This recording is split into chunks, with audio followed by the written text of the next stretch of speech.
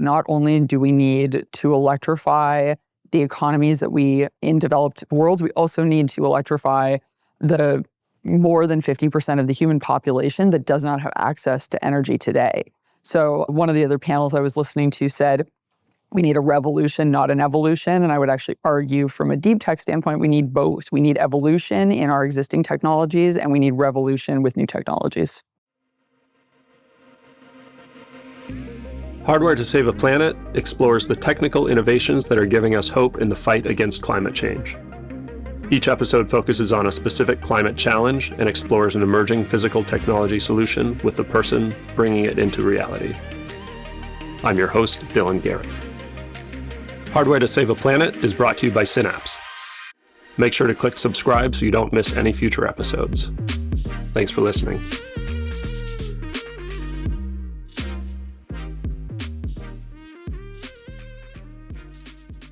Hello and welcome to a special episode of Hardware to Save a Planet. Instead of our usual one-on-one conversation with a guest, we're releasing a recording of a live panel discussion that I moderated during an event hosted by Capgemini at this year's New York Climate Week. The topic was the importance of deep tech innovations in the fight against climate change. A quick update for any first-time listeners or viewers, our podcast typically features conversations with founders and pioneers leveraging hardware innovation to tackle climate change, but this panel was such a good fit for the show that I wanted to share it here. Make sure you subscribe so you don't miss any future episodes, and thanks a lot for listening. All right. Hey, everybody. Welcome to our panel discussion on the critical need for deep tech in the climate crisis. I'm Dylan Garrett. I'm an engineer. I've spent a lot of my career developing products based on deep tech, so this is a topic I'm pretty excited about and interested in. My role is I lead our industrial and climate tech business for Synapse, which is a Capgemini company. I'm also going to give a shameless plug for my podcast, Hardware to Save a Planet. Sorry, we've been just talking about podcasts. This is the last time I'm going to plug it, so check it out. And yeah, I think before we introduce the panelists, I'm going to start with a very short story that I think kind of sets the stage for the discussion we're going to have. So this was a couple weeks ago, I was talking to somebody in climate tech. This is a person I have a lot of respect for. And I said, I'm doing this panel in New York. And he was like, oh, what's the topic? I said, we're talking about how important it is that we invest in deep tech innovations to solve climate change. And I expected him to be like, oh yeah, that's awesome. I totally agree. And instead he looked at me and he said, that's a stupid topic. And I thought, I was a little offended, but I took a deep breath. I asked him to elaborate, and I'm kind of glad I did because he gave a really good argument. And I think it is a good kind of challenge for this panel and context setting. And his point, I'll summarize, was essentially that deep tech, by definition, refers to solutions that need to overcome substantial scientific and engineering risk and challenges in order to be realized. That means they take a lot of time and money invested in them before they can have climate impact. And then, even then, there's risk that there's no guarantee that they'll kind of have the impact we're looking for. And climate change is a now problem, right? We need to be addressing climate change now. So his argument is we should be putting all of our resources into technologies that are low risk, that are ready to scale today. Solar, wind, electric vehicles, lithium batteries, that kind of thing. I do not agree with that opinion. I think it misses the kind of true complexity of the climate change challenge. And I think we have the perfect panelists here to help us understand that. I'll introduce everybody really quickly, and then we'll get into it. So we have Colin Campbell, SVP of Technology at Cambridge Consultants, where he helps clients in a range of industries develop deep tech innovations. We have Trudy Wang, VP of Innovation at Hala Technologies. Their deep tech is a software hardware solution that enables distributed energy resources to scale. Lisa Hansmann, principal at Engine Ventures, a fund that supports deep tech. Before that, she worked at the White House on several bills, including the Inflation Reduction Act. And Kate Kelly, chief of staff at Avalanche Energy. They're developing micro-fusion reactors for hard-to-abate sectors like maritime. There's not much more deep tech than fusion, so pretty excited to have Kate. And Catherine Mizrahi Rodriguez, co-founder and chief implementation officer of Osmoses. Osmoses has novel filters that make gas separations more efficient. And that sounds very specific, but I was kind of blown away to learn that gas separation accounts for 15% of emissions globally. So this is actually a really big deal. So together, we're going to tackle this question of why deep tech. Is this really an important thing for us to be investing in, and why? We'll talk about the challenges of scaling deep tech, and then how to leverage this ecosystem of partnerships that exist to help overcome those challenges. I'm going to leave a little time for Q&A at the end, so at least I will if I manage the clock well. So think of questions as we go, and then we'll come back for one final question with the group here. I'm going to start with Colin, because I think it'd be helpful to sort of get everybody on the same page about what we're talking about. What is deep tech? And you see this with a bunch of different clients in different industries. So what does deep tech mean to you, Colin? So deep tech means to you, your story was absolutely correct and yet wrong. Deep tech is hard. It's difficult to do. It's risky. It costs a lot of money, but it's solving really complex problems that haven't been solved. So if you assume that those problems have been solved already, then sure, you don't need deep tech, but they haven't. So deep tech is a way to solve that. So that's one aspect of it. I think the other aspect that you kind of forget about when you look at these nice definitions that are kind of driven about outcomes really is that it's the people and the passion that go into solving those problems. So the people in this panel really, they want to solve those problems, and they're prepared to go through that risk. They're prepared to take on that challenge. They know it's going to be difficult. They know that it's not going to be a linear journey, but they are really motivated to go and solve those problems creating technology to do it. So I think it's fine to think that all problems have been solved, but I think history of humankind says that's untrue, and we're always looking for new problems to solve and always want to solve them. Okay, so that's deep tech. Kate, I want to start with you, because like I said, fusion is sort of the quintessential deep tech technology. What would you say to somebody who says we don't need to be investing in deep tech? Yeah, so my background's electrical engineering, and I spent a really long time in software. And when I decided I wanted to get back into climate tech, I went and I was like, I want to wrap my arms around this problem. I want to understand all the places that you can be doing climate tech. And I really quickly realized that's literally every industry. Like, you can't wrap your arms around this because there is so much to do.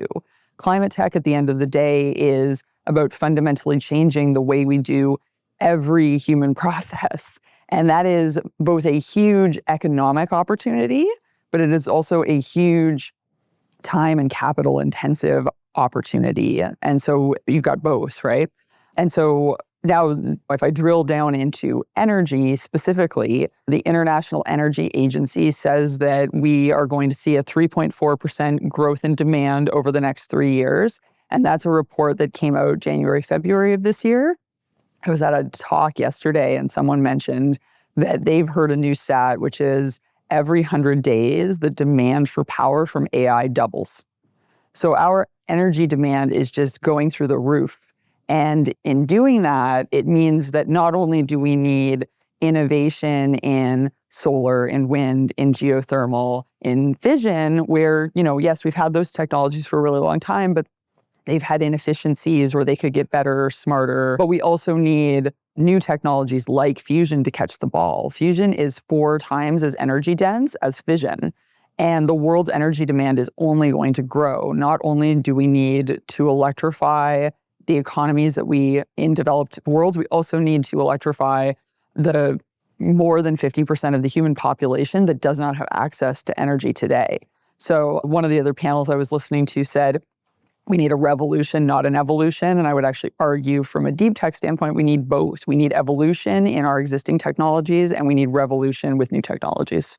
I'm just curious about that fusion specifically. There's skeptics that kind of say, like, maybe it won't work. Maybe it's 30 years from now when it does. What's your take on that? We need more shots on goal, right? One of the things that I think is great about fusion is that there are probably many, many, many ways to do it. And you see this proliferation of fusion companies that have arrived on the scene. We've got 45 worldwide, and each group is doing something different. And AI, new magnets, new computational methods have really unlocked that for us. And I think we need all those shots on deck shots on net, because you want to be able to have multiple technologies that we can then continue to innovate on. You don't want to have one technology that's a queue of 2, which means you get twice as much energy out as you put in. You want to have multiple technologies that are innovating so you get 10x, 20x the amount of energy out that you put in. So we have to innovate in this space. But I certainly think it's getting close. Most of the fusion industry believes we'll have power on the grid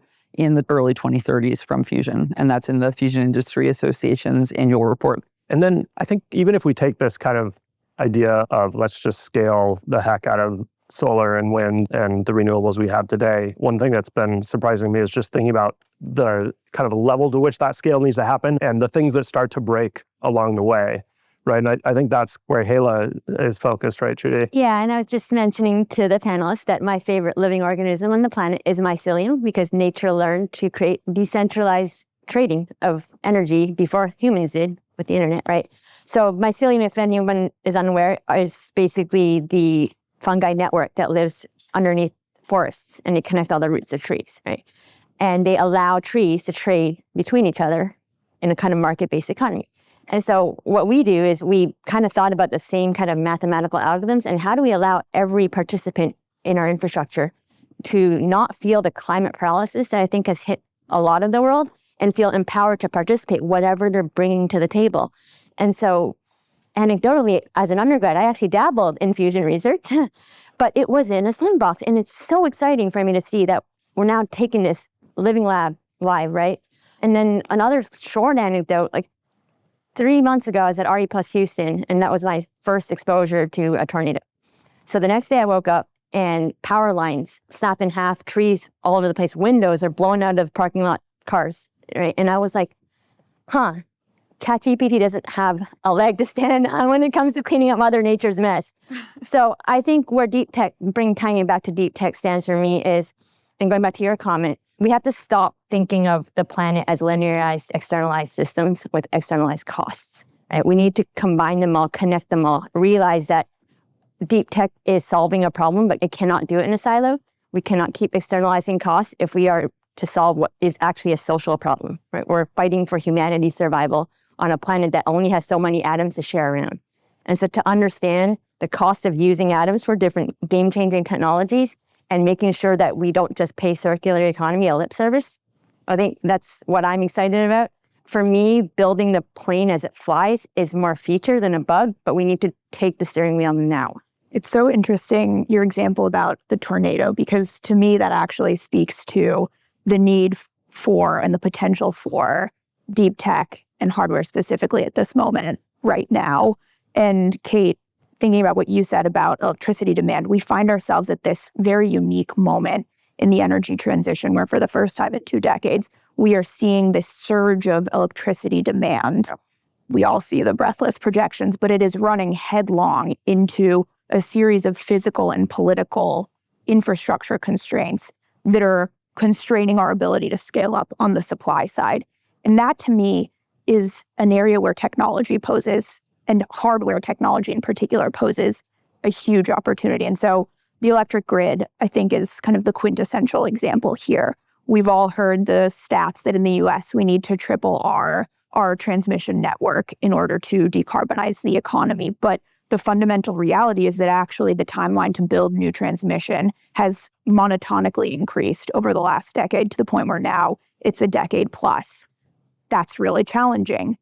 But again, technology provides a solution. So one of our portfolio companies, Veer, is using high temperature superconducting tape to manufacture transmission wires that can transmit 5 to 10 times as much capacity using existing rights of way. So basically in the same physical footprint, if you will. And what that means is this is a scientific breakthrough that actually is compatible with those infrastructure constraints and enables us to ramp up capacity while working around some very real barriers that are preventing other green electrons from more de-risked technologies like wind and solar to come onto the grid. And this is true not just in the space of grid enhancing technologies, but it's true on the organic materials discovery side, where new materials are enabling us to sidestep the geopolitically risky and fragile supply chains around critical minerals. It's true in energy resources that are more power dense than ever and allow us to work around what are soon to be, I think, real political battles around how we prioritize land use. Okay. And so it's, for me, the way that deep tech enables us to work around some of these political and physical battles is truly transformative, not just for the advanced technologies, but for bringing on the broader clean energy economy. And I would just piggyback in your comment, because a lot of really cool technologies, they don't think about the fact that they're integrating into a system where they have to already start to think about the processes that have to be green, right? So a lot of, I used to have grad students in the lab with me, and they'd run fume hoods 24/7, the energy footprint of a house. And they wouldn't care. It's like, oh, it's fine. Once my technology solves all these problems, we'll be good, right? But I'm talking to like battery recycling companies now, coffee mills around the world. His partner has an algae startup that I would love to turn into something that integrates and includes smartly, so when it scales seamlessly. I want to go up back to something Lisa said about the high temperature superconducting tape, right? That's something that has really been driven by fusion, right? Fusion energy companies have driven that supply chain. And then there's these bonus effects. On the transmission line front too, like Avalanche is building compact fusion devices that we don't necessarily want to plug into the grid. We see them more as being used for distributed energy, places where the grid doesn't make sense. And so when we've got that device, it means that we don't necessarily need to install that new transmission line. We can just plop these next to where you need the energy and off you go. And that's something that I think doing the investment into deep tech enables new thinking about those scenarios.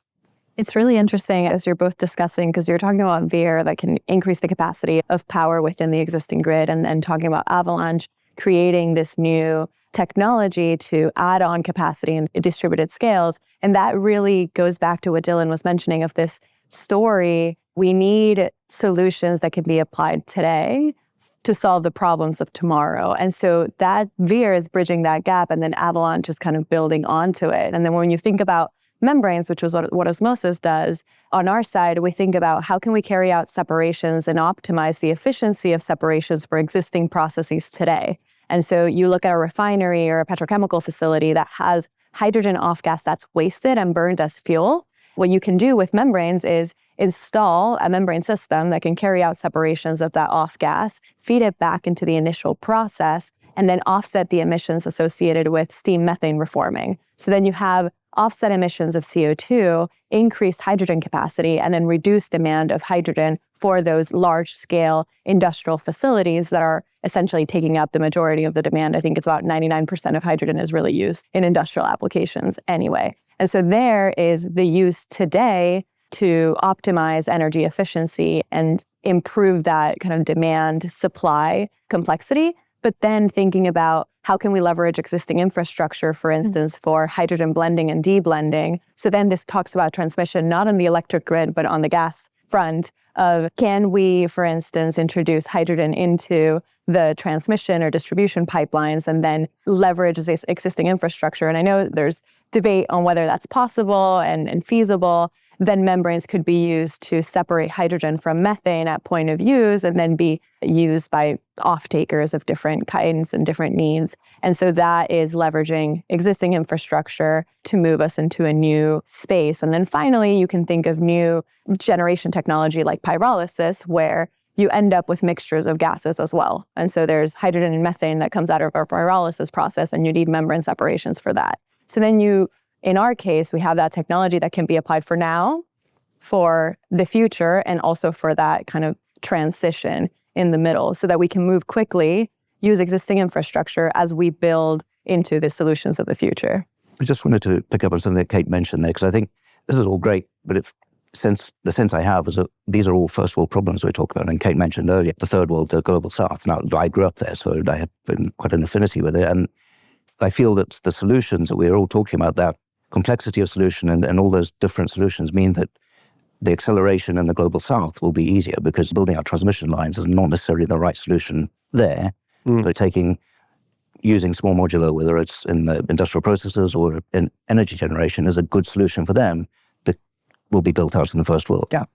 And just to talk about that comment, because I was going to actually push back on yours as well a little bit, right? I don't think it's an either or. I don't think it's deep tech or that. I think we need to figure out how to make this an equitable energy transition. Otherwise, there will not be a sustainable one. I think we recognize that. And I think that empowering any resource wherever you're located geographically is what, I have a good friend of mine who works at Cobalt. You're looking at using data science to find resources in existing mines that will help the countries that already have the mines there gain back some of the stuff we stripped from them as a first world, right? Yeah, I think that's a really good point. It's not either or. We have to do everything. I think what maybe dictates that. Not read the tea leaves, right? So that's why it's You can't predict. So you just have to make it ready for them to. Yeah, and it feels like what kind of makes that decision of how much of one or the other we do is where the money comes from, probably. Lisa, in theory, and I know, Lisa, you've been part of decisions make where should that money go and how do you allocate between new innovations and scaling existing technologies and stuff. And can you talk a little bit about how you make those decisions? And Yeah, and I mean, I think it gets back to what we were talking about. I will say, first of all, our mandate at the Engine is explicitly around translating breakthroughs in science and engineering from the research context into commercial impact. So inherently, we focus more on the transformative technology, but always with an eye towards how it integrates with existing systems, because from a techno-economic standpoint, that is a critical determinant, right? And I think e-fuels are actually an interesting example here where, in theory, there's a case that you could make where they actually can help you take advantage of a very inefficient electric grid, right? Where there are pockets of abundance in terms of cheap electricity being available at particular times or in particular geographies, but that we are incapable of moving from point A to point B because of the broken grid that we've been talking about. And yet, as Catherine pointed out, we have a very well-functioning fossil fuel infrastructure system. So are there ways that through breakthrough technologies, you can bridge between these two infrastructure systems? And I think that actually connects a little bit to the point on the global south as well, where from a techno-economic standpoint, scaling clean energy technologies and scaling deep tech in particular, per your definition, is almost definitionally the thing that makes it deep tech, right? That it's hard, which means that you are fighting against the raw cost differentials with a highly scaled fossil fuel system at a time when natural gas prices are incredibly low. And so there's actually a bit of an opportunity when you think about areas that have less developed fossil fuel infrastructure as well, in terms of scaling early stage technologies. And so I've been thinking about this a little bit in the fertilizer context, actually, where the dominant method of fertilizer production right now uses ammonia that is produced via the Haber-Bosch process, which is very centralized, very carbon and energy intensive, but because it's centralized, it depends on long, brittle supply chains that often stretch from China or Russia to other areas. And so places like Kenya and Ethiopia, where you are seeing an increase in demand on the agricultural side, struggle with access to infrastructure for fertilizer. Now, that's an area where it actually might be quite beneficial to pilot novel distributed green fertilizer production methods that replace the use of natural gas in the Haber-Bosch process with, say, electrolytic hydrogen. That's been hampered in the US because of high electricity prices, but there are places where actually you have very abundant, cheap electricity, such as in Ethiopia. There's a significant hydroelectric resource where you can theoretically get access to electricity for a cent a kilowatt hour and make these processes cost competitive where they might not be in the US, put them on a scaling curve, and then enable them to expand. And it's funny because there's actually a startup for Stanford that's creating locally generated fertilizer, but from solar. Right. So going back to energy costs, I think every geography will have its own different set of problems. Like you were alluding to the internet connection queue because we have incumbents. But in developing countries, they have a lack of resources, period. Right? So they have a different problem they're trying to solve.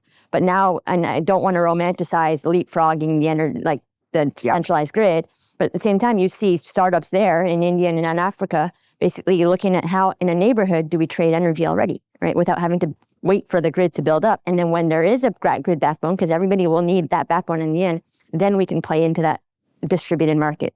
What else makes scaling deep tech hard? We're talking a lot about kind of integrating with existing infrastructure being a challenge. I'm curious, Catherine, you've kind of been part of the Osmoses journey from your early PhD research, and you've been through a lot of these hurdles. What are the things that have kind of come up that have been a challenge?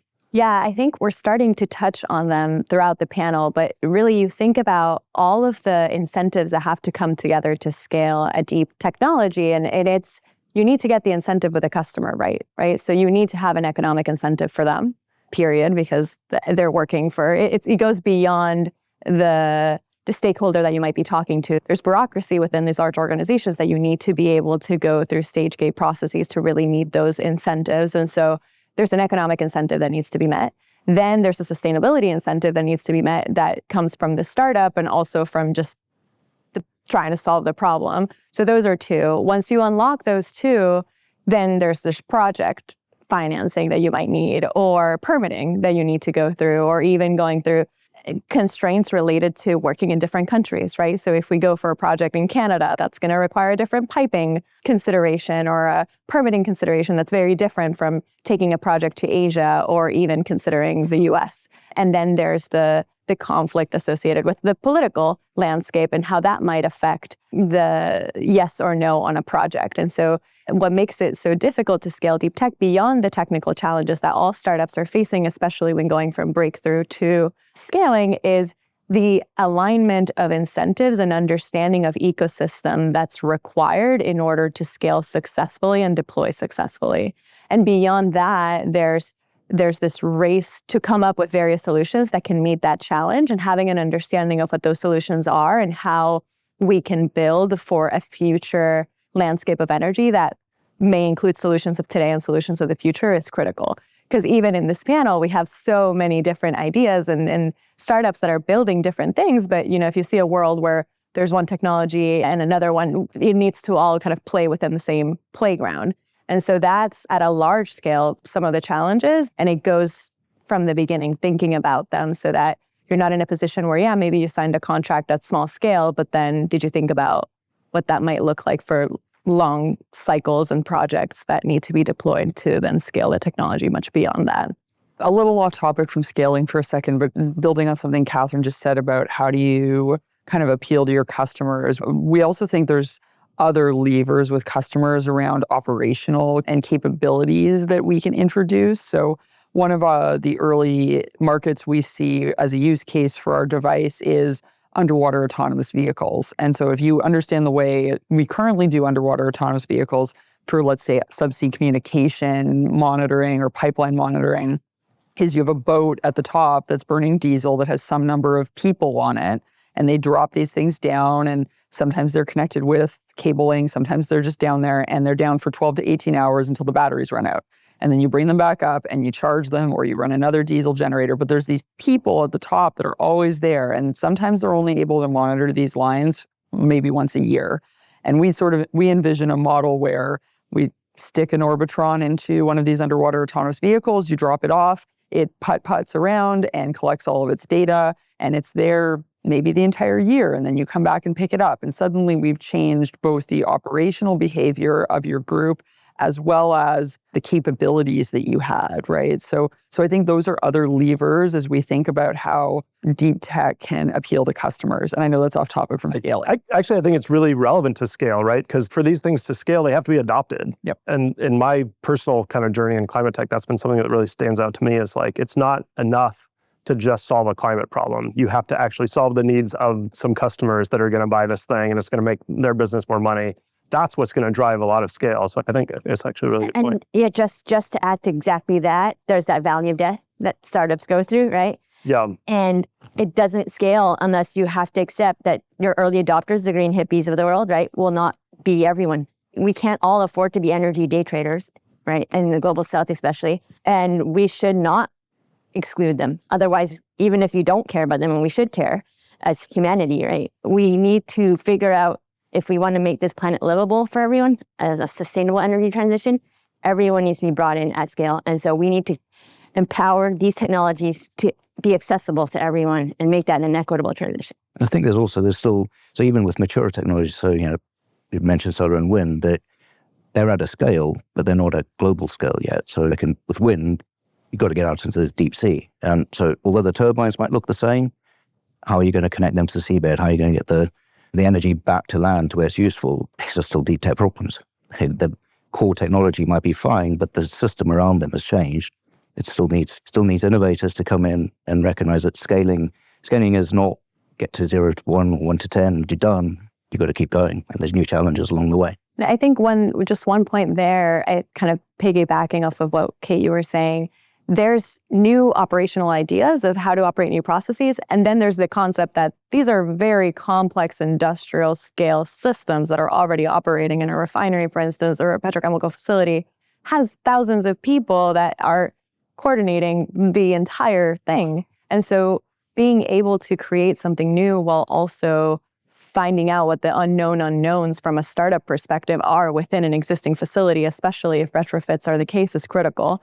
And making sure that there's smoothing of that path so that operation doesn't become a hurdle, because even if the right incentives are there on the economic and the sustainability side, if the operators are completely against it, that's going to make it very difficult to deploy a project as well. And so there's a lot of things to be thought through as you scale and innovate in that. Totally agree. And I think another element of this is thinking about, in particular for novel technologies that are pulling from multiple areas of budding academic research, there's a whole series of supply chain questions and concerns that emerge. And I think the fusion industry is the perfect model of how to get ahead of those. So I spend a lot of my time worrying about supply chain because I joined the Biden administration in 2021, which was when supply chain was basically all we thought about, because the supply chains kind of worldwide were totally fractured by COVID. And then once again by Russia, Ukraine 1 year later. And I think getting ahead of, from an industry standpoint, what the critical inputs will be to scale these technologies such that fusion is actually ready to ramp up in the 2030s is something that you can do a really effective job of signposting, both for then driving academic research around those innovations, but also signaling to the capital markets where the opportunity will exist. And so the Fusion Industry Association, I think, has done a tremendous collaborative job of doing that. I think that's a great model that other breakthrough technologies should think about adopting as well. So basically taking the assumption that if we achieve the maximum opportunity of a given technology, what are the inputs we would need? What is the current state of capacity versus where we'd need to go? And I think this is an area actually where government has a critical role to play as well. We've mapped all the gaps, many of the gaps in today's supply chains with a particular focus from the Department of Energy around critical minerals. But what is that next iteration for the series of leapfrog technologies, and how can we get ahead of them? And I don't think you need to come top down and define it all. You need to enable it. So like I see all these constraints as a feature, not a bug. So as an example, if not for the interconnection queue, thermal storage would not have taken off that rapidly, because now they're looking for solutions behind the meter for their data centers. Where do you dump all this excess solar I can't connect to the grid anymore? Into thermal storage that I could swap in and out for industrial processes, right? And so I'm seeing like, you could see all of how you can integrate much quicker, but think about these constraints as opportunities. We certainly think about them as financial opportunities. There's this interesting dynamic you're all kind of calling out, which as a deep tech startup, you're inventing the future. You're trying to predict the future. You have to understand where things are going to be when this technology is ready to deploy. And you're trying to influence the future, right? Policy that's going to support what you're doing, which I think is a good segue to the last topic of sort of this ecosystem of partners and other companies that you might partner with on your path to scaling. Just seems like this sort of massively multidisciplinary challenge of building a company like this. And I'm curious how partnerships have kind of influenced your path to growth. And I was going to start with you, Trudy, because he keyed me up because I was, as you can tell, not Jorge. I was an airdrop in from last minute from Austin, where I was meeting with stakeholders and partners who we want to develop a port strategy for. So if you think about container ships, that is the microcosm of the world, right? We have supply chains, we have equitable energy transition, because a lot of LMI communities have to live in polluted areas and do the work of bringing in and out those trucks, right? How do you electrify these fleets of tugboats because they can't even come into port? We don't have solutions for a lot of these spaces. And so at the table, we had stakeholders from anywhere from banks, not green banks, who wanted to get involved, right, to basically representative from a national organization that brings in diverse low, medium income labor to help bring up these projects, to energy poverty research institutes, and they all want to be involved. And I think that's the key to any technology that scales. Let's build the plane as it flies and treat these ports not overnight as a living lab, because they're all game to take a little bit more risk now. And I think having all the stakeholders at the table so that you're not building in a silo and realize nobody wants it or nobody can afford it. I think that's important because, again, a lot of people can't afford to be energy day traders. And I think bringing them all in at the table initially, even though that takes a little more effort initially, will get this to scale and solve the hardest problems first. Then everything bleeds out. Lisa sort of queued this up for me. Fusion Industry Association has been kind of an amazing partner in terms of bringing the industry together and starting to get that published data out about predictions, about timelines, what the industry is going to need, and help to kind of lay out that roadmap so that when we work with supply chain companies, and there's 90 affiliate members in the Fusion Industry Association, I'm a board member, and they're sharing what do they need to hear from industry to plan ahead and to build the right plants. Another group that we work closely with in Washington State is the Clean Tech Alliance. They actually host Seattle Fusion Week. We're on our 4th one this year. It's later in October. And they do a great job of like bringing the community along. This year, for the first time, we're having an entire track dedicated to students and teachers. So students, how do you get into the fusion industry? Teachers, how do you bring fusion into your classroom? Those are some, I think, really important early partnerships around like, how do you have the public not just knowing that fusion's coming, but demanding that fusion be part of their energy mix. And you do that by planting seeds and working with these sorts of organizations. On that point, on the planting seeds side, there was a really great event on geologic hydrogen hosted by the DOE, ARPA-E, Activate, and other stakeholders this week. And I think a lot about how can you influence policy by participating in non-dilutive grant funding opportunities and engaging with those stakeholders, program directors within DOE organizations or even other agencies that really are driving innovation at breakthrough levels where it's things we haven't really thought about before. But I'm thinking about geologic hydrogen, so considering hydrogen that can come from caverns or wells and creating that hydrogen that then we can take out or separate for use as a new production method in a way. And that was an idea that 2 years ago, it felt so new, and it's still new. But now there's this huge event where we're convening stakeholders talking about it in a way that makes it more likely to happen because you have more people considering the key topics and understanding it. So for me, I was learning from one of the ARPA-E fellows about what is the process for building that hydrogen within these wells and what are the separations that are required. So it really getting the right stakeholders in the room and having them talk about those things can accelerate the impact and carrying out those breakthrough processes. So influencing policy by participating in those events and even responding to RFIs, requests for information from agencies in the government can have a huge impact. I think you brought up thermal energy storage, and that is, I think, a perfect example of how early education of policy stakeholders can put in place a series of incentives that, to your point, enable scaling of a technology. So on thermal energy storage, a series of startups in that space, as the IRA was being implemented, spent a lot of time educating policymakers on what thermal energy storage was, such that when the 45X advanced manufacturing production tax credit guidance was being developed, thermal energy storage could in fact be considered as a category that was explicitly called out as eligible for that incentive, which has dramatically changed the economics of thermal energy storage.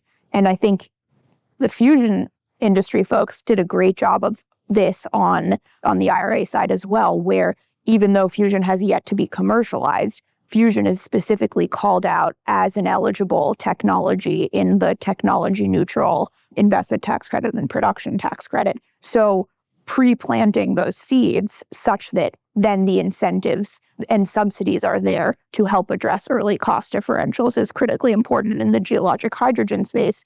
I was at this event with Catherine yesterday. It was really interesting to see learning across areas of technology as well, where I think geothermal has been around in one form or another for nearly a century, but I think the new geothermal industry has done a very good job of thinking about what the right permitting regime is for it. And there's a similar set of considerations around geologic hydrogen. Where is it similar to fracking? Where is it different? And educating people about that in advance can dramatically lengthen what is otherwise, I think, a very lengthy time to scale for technologies that are changing multiple steps of the production equation. And we did another thing the FIA did the same thing for regulatory from a fusion fission standpoint, right? It was oftentimes fusion gets lumped in with fission, even though they're drastically different processes with drastically different outcomes. Yes, they both make energy, but they do it in very different ways. And a huge part of what the FIA did was get the entire fusion industry together to really reach consensus on what is the right way to do this so that it is appropriate to the technology. It's looking at the risks in the right way. And you saw that codified, and the NRC had a unanimous decision on it, and then it was codified into law with the Advanced Act this summer. So that gives us regulatory certainty on how fusion will be regulated, which means it makes it much more straightforward for us to talk to customers, to local government, to investors about what they should expect from a regulatory path for fusion. And I just want to quickly add, again, it's not an either or. I mean, these are amazing. And I think Lisa's work, connecting what do they currently need now, right? And remember, a lot of the thermal storage companies are using bricks, right? But they would be the first to admit, we're not going to answer all the long-term problems that we're about to face. So hydrogen is not cost competitive yet. But companies and ventures like Lisa's, basically shows you that clear roadmap. Again, going back to stakeholder alignment, super important. I'm surprised we all have the same answer, and in my head, at least stakeholder alignment is absolutely necessary, and transparency. And how can I guarantee that this will help us continue our work and provide benefits to? I think it's also intentionally building those ecosystems. So I think the engine is a good example of that, not just finance, but infrastructure. So labs, workshops, and then partners like us to help create that. And it's all very intentional, recognizing that breakthrough technology doesn't just commercialize itself. I want to go to questions in a minute. I think since we have Lisa and Colin representing two other types of partners, is there anything else, Lisa, you'd say about kind of the role the engine plays? I think Colin did an excellent job of teeing it up, but effectively, the engine was founded nearly 8 years ago as a spin-out from MIT with this goal of translating breakthroughs from research to commercial impact, with the understanding that there are several ingredients in the recipe required. One being, yes, technology, but just as important, having a physical space that enabled you to take your first steps outside of the research lab, having a network of policymakers, of commercialization advisors, of experts in operational domains around you, and having an asset class that understood that the timelines for scaling deep tech are in fact longer, the capital intensity is higher, but the reward, the return on the other side of that rainbow, if you will, is much larger, because the market sizes you are looking at when you are taking on fundamental problems like steel, like cement, like critical minerals, those are huge, juicy markets in the trillions. And when the fact of the matter is that when you are scaling a clean energy technology, you have the fact that it is hard is also a benefit, in that you have critical IP around the basic science and technology, but then there's a whole other layer of differentiation and IP around the engineering and integration that goes in the scale up. So if you can in fact get over the initial hump, you end up building a very deep moat around a very broad market, such that all of these pieces can come together to achieve a financial return that's quite significant as well. Colin, what about sort of technology development partners? I think Lisa's just mentioned exactly that engineering and integration. This is new technology. The people who are doing it for the first time. It is difficult, but then there are partners like us. This is our day job. We do this for multiple companies in multiple sectors, and there is a lot of translatable skills where we can bring in that core technologists with a really strong engineering mindset who can kind of help get over that hump and create that moat. That's essentially what we're about. Okay, we have 10 minutes. Do we have 10 questions? Any questions? Yeah, go for it. So you just briefly mentioned your partners and others. In deep tech, there's a problem. Either investment was one end, and then the other side, your partners don't have enough bandwidth to actually integrate anything in fight. So I am in the waste energy business, and one of the things I realized is I just said no to people who want us to provide service to them, because they don't have enough bandwidth internally to even deal with us and value brought to them. I mean, they don't have an integrator internally. How do you deal with essentially super slimmed down organizations have no bandwidth. They come running up with you yesterday and trying to limit the cost of. And you're going to repeat that. Yeah, I'll try to summarize the question, I think, is as a deep tech company providing new technology into your customers, how do you do that when the customer isn't really set up to take on this innovative new technology and integrate it into their processes? Yeah, I think I can take a stab at that one. It's a great question. Not every customer will be the first mover, and not every customer wants to be first because they don't have time or they don't have bandwidth or they don't have that budget. And so the key is understanding the need that is representative of the market as a whole and identifying that customer that's willing to be the first mover, that's willing to be what we call a commercial development partner, if you will, that can go through the process of piloting, that maybe will have that additional time to integrate within the facility and then find the unknown unknowns and iterate.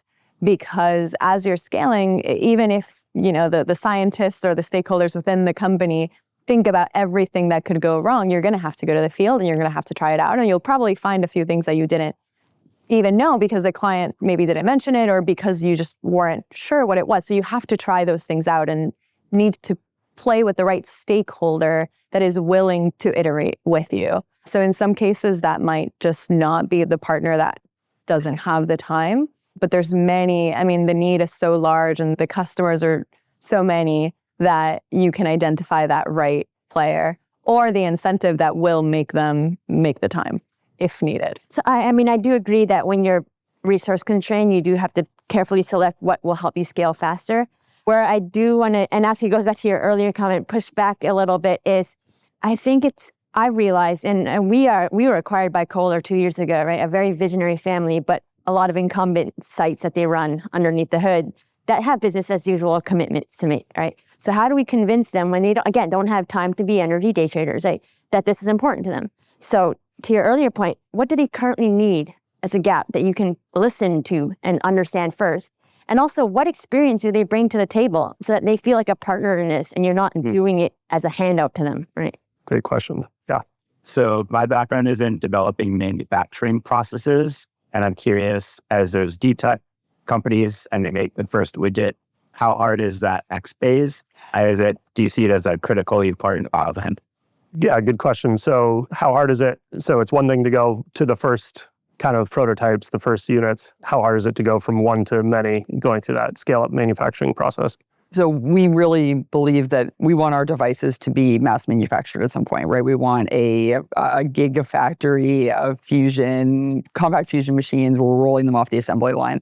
We know that is a whole nother project in and of itself once we've cracked the fusion nut. So I think it's just as important. It's definitely part of the scaling. And it's as we approach the point where we're going to turn on that phase of the company, we would be looking for building out expertise and partners to come work with us on that.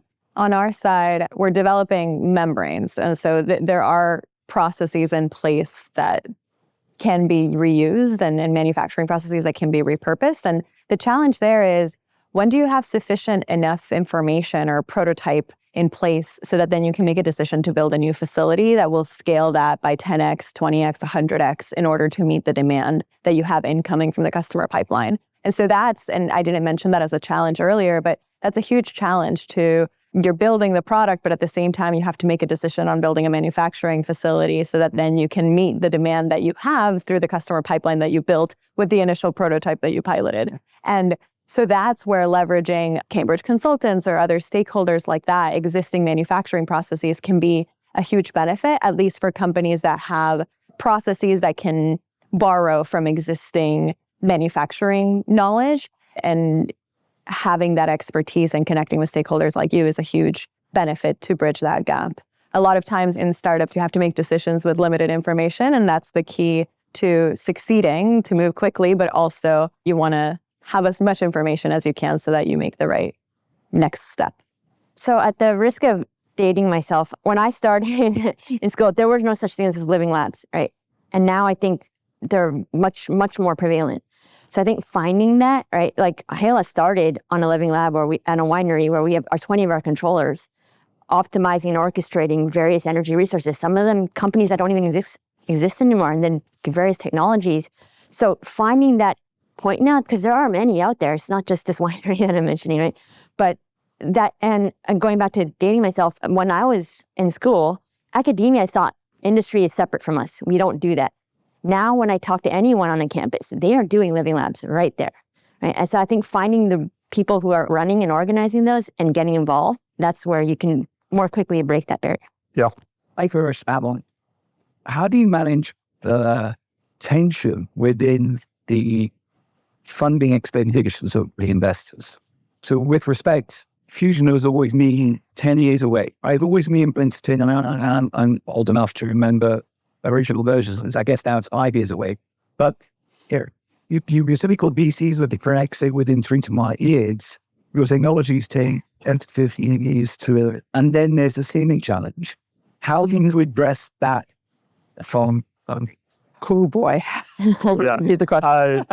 Yeah, good question. So there's this tension between sort of the timeline to ROI of deep tech investments and the return on investment timeline expectation from a traditional venture model.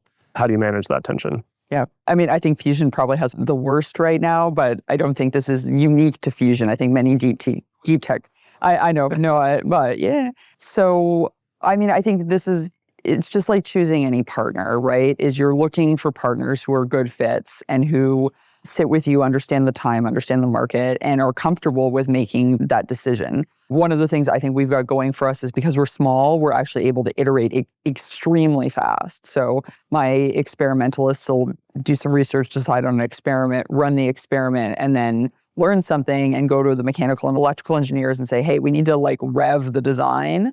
And my mechanical and electrical engineers will make the changes, they'll machine it on site, and we can be up and running a new experiment within hours, days, even like next week. But it's like a very short time frame for us. And I think that's one of the things our investors see as a value add that Avalanche, right. Our progress like is very fast because of the size of our device, right? And that was a deliberate decision by the founders to go after small. But I think it's really partnerships at the end of the day and that constant communication. And I will say, I mean, we are uber aware of this challenge on the investment side. And I think that's particularly why to make an investment in this space, you need to believe that you are solving one of the biggest problems out there for which there is tremendous demand in a huge market, because that's the only way that you can make the IRRs work out, right? If what's on the other side is really large, even if it takes you longer to get there. But I think it actually relates a little bit to your manufacturing question as well,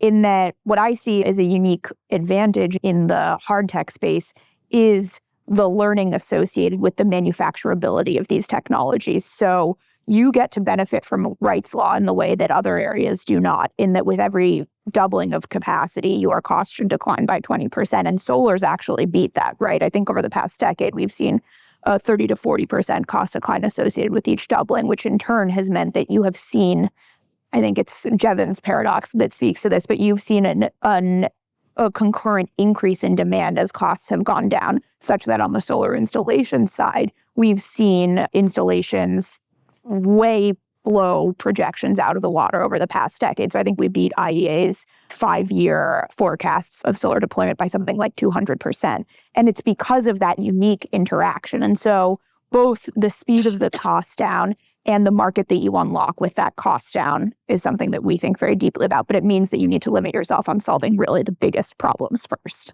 Okay, we're going to bring it back for one rapid fire question for everybody. And this is a good tee up to, I think we're about to go do networking, happy hour kind of stuff. So the question is, in kind of one sentence-ish, what do you need help with right now? Well, let's just go down the line. Colin. So I'll go right back to where you started. And I think what everyone here needs help with, are probably preaching to the choir here, is making sure deep tech is a solution. It's difficult, it's hard, yes, but it's a solution. I think we just need to move away from the vertically integrated solutions and think of all solutions as ecosystems that play together and for sustainable and equitable energy transition. Creativity in terms of offtake agreements on the commercial partner side. We're looking for partners, folks who want to explore new opportunities or are interested in talking about working with Fusion. So come find me at happy hour. Very similar, looking for partners. So anyone that has a gas separation need for hydrogen, CO2 separation from methane, really looking to explore those opportunities and look at your case and do some techno-economic analysis. All right. That's it. Thank you. Hardware to Save a Planet is brought to you by Synapse. To find out more about us and how we develop hardware solutions for the world's most ambitious companies, head to synapse.com. And then make sure to search for Hardware to Save a Planet in Apple Podcasts, Spotify, or anywhere you like to listen.